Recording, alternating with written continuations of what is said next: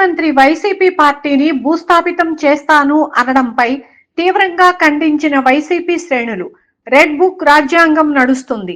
ప్రతి శనివారము 10 నుంచి 12 దాకా అందుబాటులో లీగల్ సెల్ న్యాయవాదులు. విద్యను సామాన్యులు కొనలేని స్థితిలో కార్పొరేట్ విద్య. ప్రజలకు ఎప్పుడూ అందుబాటులో ఉంటాం.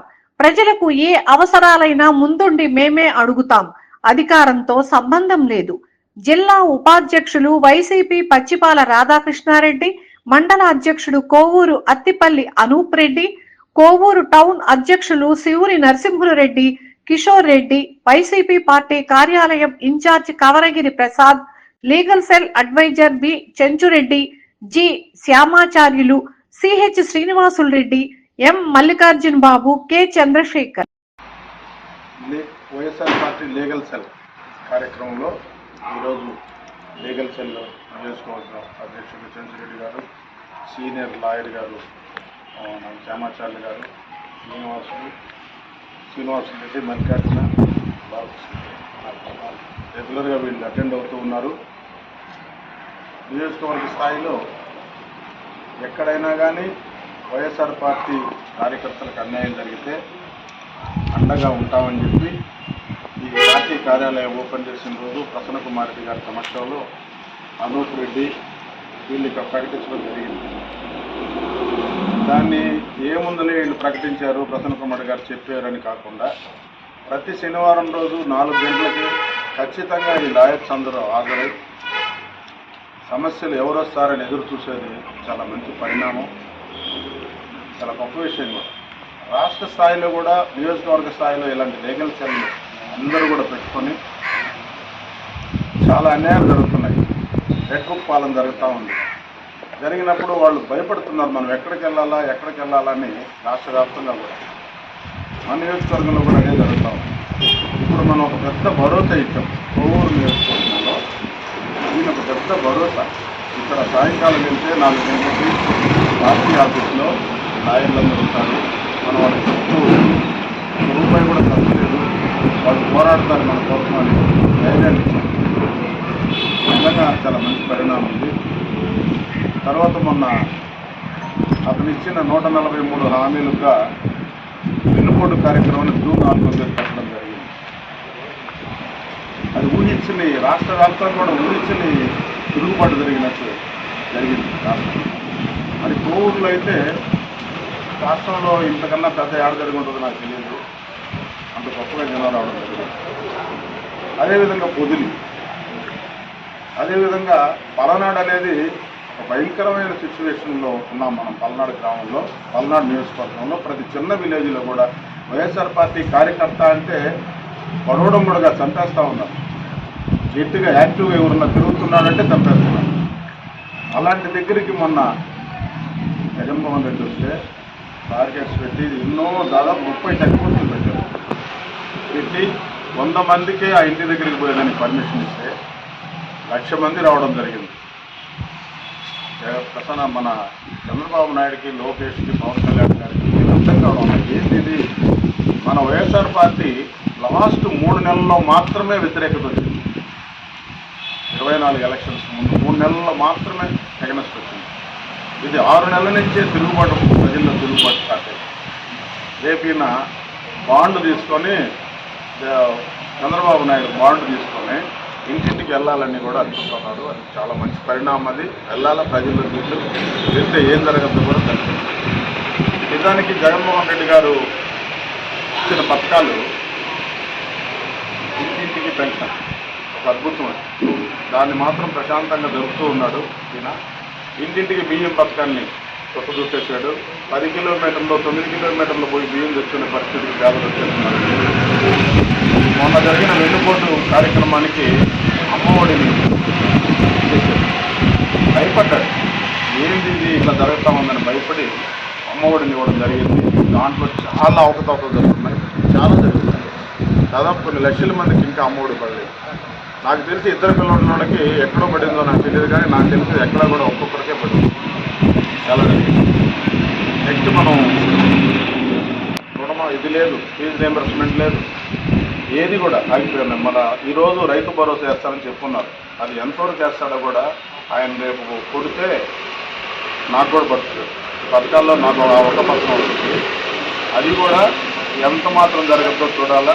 ఆగస్టు 15 బస్సు అంటున్నాడు. ఆ బస్సుని ఆయన చెప్పడం ఎలక్షన్స్లో బస్సు ఎక్కితే రాష్ట్రం అంతా ఏ మూలైనా తిరగొచ్చు అని చెప్పడం జరిగింది. రేపు ఆయన కొత్తూరు నుంచి పదకొండు రోడ్డుకి కోవూరు దాకా, కోవూరు నుంచి కొత్తూరు దాకా, కొత్తూరు నుంచి అమంచర్ల దాకా అనే పరిస్థితులు పెట్టేటట్టున్నాడు. అది పెట్టినప్పుడు చూడాలి ఆయన ఏమేమి జీవోలు పెట్టి రేపు బస్సుల్ని మొదలుతాడో కూడా చూడాలా. అవన్నీ జరిగిన తర్వాత మళ్ళా మనం ఒక తిరుగుబాటు చేస్తాం. జగన్మోహన్ రెడ్డి ఆదేశాలు, మన గౌరవ శాసనసభ్యులు ప్రసన్న కుమార్ రెడ్డి గారు ఆదేశాలు ఇస్తే ఖచ్చితంగా మనం మళ్ళా ఒక తిరుగుబాటు కార్యక్రమం చేస్తాం. చేసుకుని ఉన్నాను. నాకు ఫోన్ చేశారు నాకు మిత్రులందరూ, అన్న ఈరోజు ఏదో స్కూల్ దగ్గర ఆర్చి కొట్టేస్తారంట, బస్ షెల్టర్ కొట్టేస్తారంట, బాబాగుడి దగ్గర ఉండే శంకరెడ్డి బస్ షెల్టర్, రామనాథమ్మ స్కూలు, ఇక్కడ శ్మశానం దగ్గర, లైబ్రరీ దగ్గర 4వ తేదీ సాయంకాలమే రాళ్లు కొట్టారు రష్యాల పైన. ఇవన్నీ జరుగుతాయంట అని చెప్తూ ఉంటే ఏం చేయండి, అవన్నీ ప్రభుత్వమే. మేము కట్టాము, మా డబ్బులు పెట్టి మేము కట్టించింది ప్రభుత్వం. అది ప్రభుత్వం జీవోపకారం చేశాము అన్నాము. వాటి జోలికి పోకుండా హైవే సైట్లో నా సొంత స్థలంలో చుట్టూ గోడలు కట్టుకొని ఉంటే జూన్ 22వ తేదీ ఏకోజామున వెళ్ళి 2 జేసీబీలు పెట్టి ధ్వంసం చేశారు. అది ఆ రోజు సాయంకాలానికి ఎఫ్ఐఆర్ కట్టారు. ఈరోజు వరకు కూడా ఏం తేల్చలా. నా సొంత స్థలం నేను ఒకరి దగ్గర కొన్నది, నాకు అమ్మిన వాళ్ళు 40 సంవత్సరాల క్రితం ఉన్న ఇంక్ డాక్యుమెంట్స్, దానికి సర్వీస్, కరెంట్ ఎలక్ట్రిసిటీ సర్వీస్ ఉంది. ఆ పొలానికి శిస్తు కడుతున్నాము. ఇన్ని నా పేరుతో ఉన్న దాన్ని మేము దాక్షిణ్యంగా ధ్వంసం చేశాం. ఇవన్నీ కూడా చూస్తూ ఉన్నాం. వస్తుంది ఖచ్చితంగా 29లో మనం వస్తున్నాం. 29లో వచ్చిన తర్వాత మనం ఏంటో, మన కార్యక్రమాలు ఏంటో కూడా చూపిస్తాం. అందరికీ నమస్కారం. వైఎస్ఆర్ కాంగ్రెస్ పార్టీని సాక్షాత్తు నేటి రాష్ట్ర ముఖ్యమంత్రి భూస్థాపితం చేస్తానని చెప్పడం, అదేవిధంగా జగన్మోహన్ రెడ్డి గారిని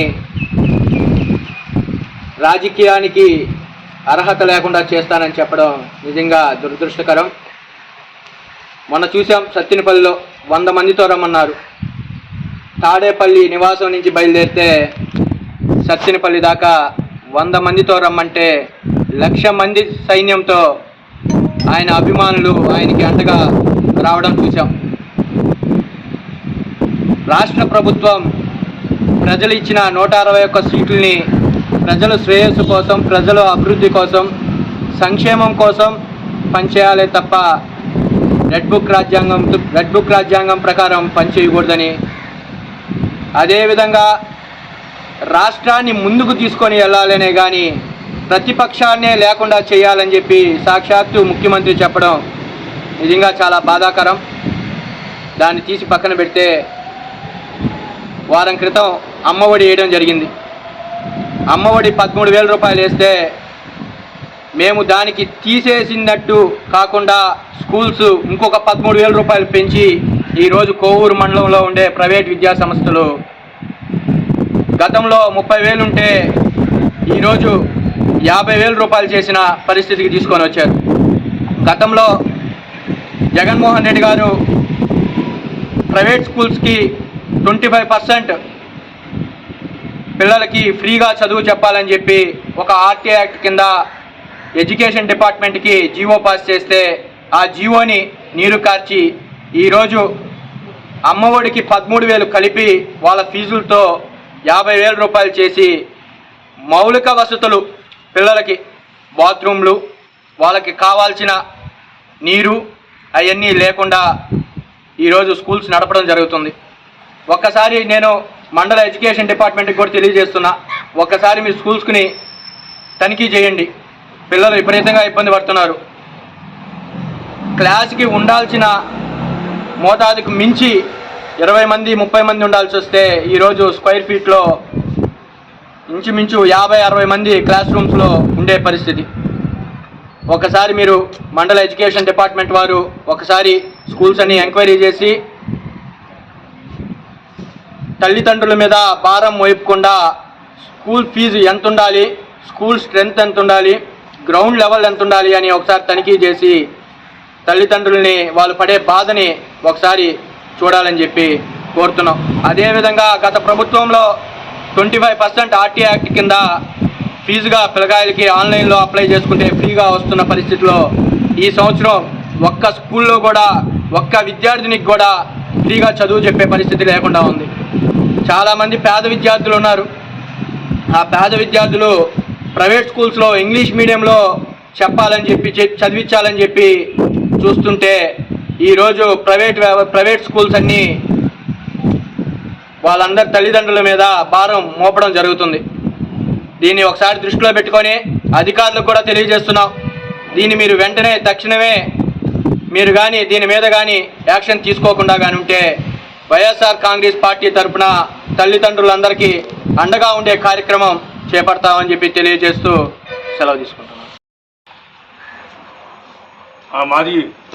మాజీ మంత్రివర్యులు నల్లబెల్లి ప్రసన్న కుమార్ రెడ్డి గారు 4 వారాల క్రితం పార్టీ కార్యాలయం ఓపెన్ చేయడం జరిగింది కోట రోడ్లో. మా ప్రసన్న కుమార్ ఆదేశాల మేరకు మా లీగల్ సెల్ అడ్వకేట్లు ప్రతి వారం వచ్చి ఆఫీసులో సాయంత్రం 4 నుంచి 6 దాకా కూర్చోమని ఆదేశించారు. దాని ప్రకారమే మేము కార్యక్రమం ఏర్పాటు చేశాం. కానీ కొంతమంది సాయంత్రం రావడానికి ఇబ్బందిగా ఉందని చెప్పడం జరిగింది. దాన్ని మా మాజీ మంత్రి వర్యులు అటు కాదు అని చెప్పి లాయర్లు చెప్పడం జరిగింది. ఈ వారం నుంచి ప్రతి వారం 10 నుంచి 12 లేక 11 దాకా ఉదయాన్నే ఉంటారు. కానీ పల్లెటూరు వాళ్ళకి రావడానికి ఇబ్బందని ఈ టైం మార్చాము. ఖచ్చితంగా అందరూ వచ్చి కూడా సద్వినియోగం చేసుకోవాలని మరీ కోరుకుంటున్నాం. ఈరోజు రాష్ట్రంలో ఏం జరుగుతుందో మీ అందరికీ తెలుసు. వైసీపీ నాయకుల్ని టార్గెట్ చేసి ఈ ప్రభుత్వం కక్ష సాధింపుగా వైసీపీ నాయకుల మీద అక్రమ కేసులు పెట్టి అక్రమ కేసులు బనాయించి వాళ్ళని జైలుకు పంపిస్తూ ఉన్నారు. ఇదంత మంచి సాంప్రదాయం కాదని గత అనేక సార్లుగా ఈ ప్రభుత్వానికి తెలియజేస్తున్నాము. ఈరోజు మొన్న మీరే చూశారు, కొమ్మినేని గారిని ఒక డిబేట్లో ఆ ప్యానల్ మెంబర్ ఏదో మాట్లాడాడని చెప్పి ఆ పత్రిక యాజమాన్యం మీద, అదేవిధంగా కొమ్మినేని గారి మీద కూడా అక్రమ కేసు బనాయించడం జరిగింది. అక్రమ కేసు బనాయించి ఆయన జైలుకు పంపించారు. సుప్రీంకోర్టు కూడా చివాట్లు పెట్టి ఆయనకి వెంటనే బెయిల్ ఇవ్వండి, ఆయన విడుదల చేయండి. ఎవరో ప్యానలిస్టు ఒక ప్యానల్ మెంబర్ మాట్లాడితే ఆ మాటలకి కొమ్మినేని గారికి ఏంటి సంబంధము? ఇది ఈ సాక్షి పత్రిక మీద కక్ష సాధింపుగా చేస్తున్నారనేటటువంటి విషయం సుప్రీంకోర్టు కూడా క్లియర్గా చెప్పడం జరిగింది. సుప్రీంకోర్టు ఒకటి విధంగా అక్రమ కేసులు బనాయిస్తున్నారని సుప్రీంకోర్టు దృష్టికి కూడా మా లీగల్ సెల్ న్యాయవాదులు తీసుకెళ్ళి చెప్పడం ద్వారా సుప్రీంకోర్టుకి కూడా ఈ విషయం అర్థమయ్యి ఆ కేసుల్లో వెంటనే బెయిల్ ఇచ్చి వదిలేయటం జరిగింది. అలాగే మా జిల్లా అధ్యక్షులు కాకాని గోవర్ధన్ రెడ్డి మీద కూడా కొన్ని అక్రమ కేసులు బనాయిస్తే హైకోర్టు వెంటనే తక్షణమే ఆ కేసుల్లో విచారణ ఆపుదల చేయమని చెప్పి ఆపమని చెప్పి కొన్ని కేసుల్లో ఉత్తర్వులు ఇవ్వటం జరిగింది. ఒకటి సుప్రీంకోర్టు అత్యున్నతమైనటువంటి న్యాయస్థానం, మరోవైపు మన ఆంధ్రప్రదేశ్ హైకోర్టు, అన్ని కోర్టులు కూడా అనర్బుల్ న్యాయస్థానాలు. ఒకటి అక్రమ కేసులు పెట్టకండి, ప్రజాస్వామ్యంలో ఇది మంచి పరిణామం కాదు, ఇలాంటి కక్ష సాధింపు చర్యలు మంచివి కాదని చెప్పి కోర్టులు చెప్తున్నప్పటికి కూడా ఇక్కడ ప్రజాస్వామ్యాన్ని కూనీ చేస్తూ ఈ రాష్ట్ర ప్రభుత్వం వైఎస్ఆర్సీపీ నాయకుల్ని టార్గెట్గా చేసుకొని వాళ్ళ మీద అక్రమ కేసులు పెట్టి వేధింపులకు గురి చేస్తూ ఉన్నారు. ఇది రాజకీయాల్లో మంచి పరిణామం కాదు అని చెప్పి ప్రభుత్వానికి తెలియజేస్తారు.